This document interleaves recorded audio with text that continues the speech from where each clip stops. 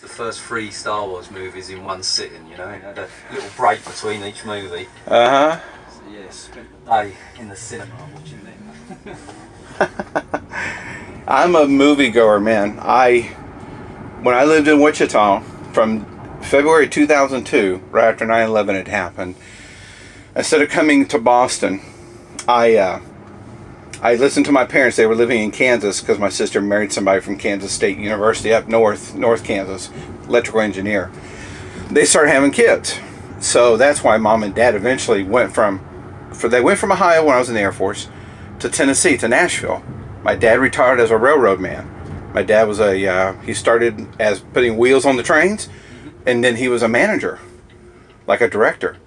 So he worked his way up through the railroad system. Norfolk Southern. It used to be called Norfolk Western with the big horse on the front. Well, it didn't have a horse on the front.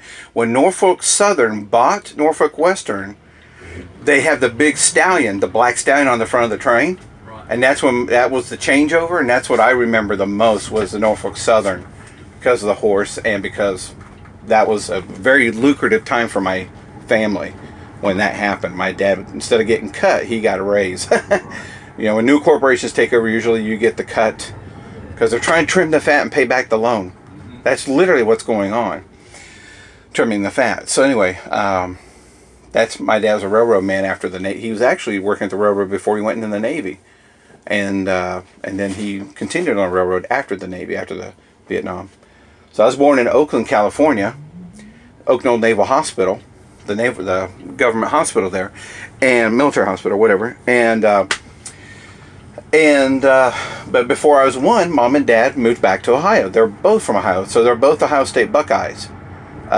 So I was born and bred by Ohio State Buckeyes, and if you're from Ohio and if you're even in the United States for a short time, if you hear Ohio State or Buckeyes, you know immediately there is almost like a military love for country with Ohio State. It is, and the band for Ohio State, there is none better.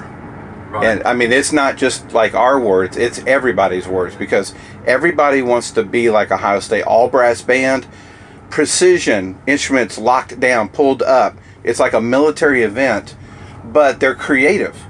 They're so creative. They do formations on the football field, and people are like, how did they do that? So Ohio State's more than just football, but anyway.